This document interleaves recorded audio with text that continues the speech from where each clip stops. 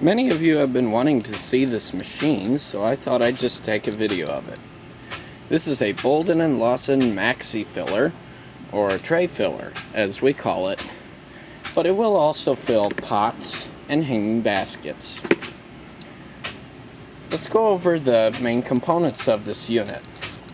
First off, we have a 1 horsepower motor, which is geared down, I forget how much it's geared down, but it's geared down extremely low because this motor drives a chain which powers 2 gears under this shield here. And those gears are connected to a chain. Let me see if I'm going to brush some of this away here. Alright, here we go. There. Now, there's a chain right there, and it's connected to these little pieces of metal here, these bars, which pull soil up into the filling area. So as this chain pulls the soil up, it then drops off onto this belt. And when you've got pots or hanging baskets or trays on this belt, the soil drops into those pots or trays or hanging baskets or whatever containers you have, and then it fills them up. Recently we were filling up these 10-inch hanging baskets, so we had this funnel in to direct the flow of the soil into these hanging baskets. When you fill up trays like these, you use these sweeps to break up the chunks so that it evenly fills out these what we call 804 trays. That's what those sweeps are for, and they also distribute the soil evenly around the tray here. Then, the striker, which is, hold on, let me adjust the lighting on my camera. There we go. The striker, which is this piece right here, strikes the soil off so that it levels it out evenly and pushes the excess onto the oncoming trays. Finally, this brush here brushes the trays or whatever containers you have off so that it's a perfectly level surface of soil that you have. That way there's no excess that'll fall out and make a mess. Granted, you still have some spills, but it's much cleaner than if you tried to fill this all and do this all by hand. It's much faster too, mind you. Here's the motor that drives that brush underneath there.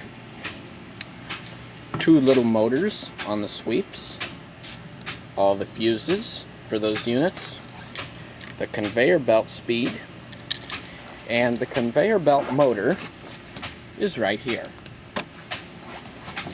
We don't have a vibrator on this unit, so this switch doesn't go to anything. Alright, let's turn it on.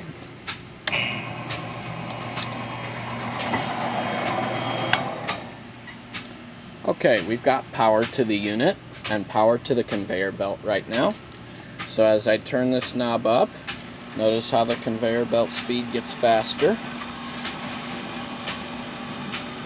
It moves at a pretty steady rate, but we usually never have it above 50, which is like that. And even that's pretty fast if you're having to put trays on and then take them off on the other end here. So it can be a little difficult to keep up sometimes. The sweeps, which I don't have hooked up currently, that's those. The vibrator, nothing on that switch. And then the soil. Now, I'm going to set some baskets here. Hanging baskets, we call them. We have yet to put the wires on these to hang them. But I'm going to set them right here. Let's put 4 of them on. Now, if I were working with another person making this video, of course we could go a lot faster. But I'll have a different video of that. I just want to show you how this works. Alright, conveyor belt is stopped. We have system power. Turn the brush on. And turn the soil on. Now if we look up in here, you'll see the soils being carried up to where it will be dropped off. Now let's turn the conveyor belt speed up a bit, and it'll start pulling these hanging baskets through and filling them up with soil. There's the first one, didn't fill quite completely. And here's the second one. Look how nice and full and evenly brushed off that is.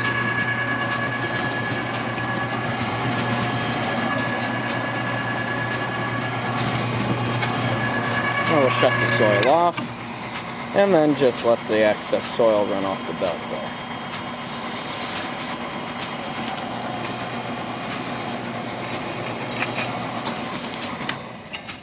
Now what happens to the excess soil, like all that just came off right here? Well, it doesn't just go anywhere. This little hopper here catches it and returns it to the bottom of the machine. Of the machine. And as you can see, there's that same chain. It then runs back underneath the hopper where all the soil is stored, and then the chain pulls it back up into the hopper and reuses the excess soil.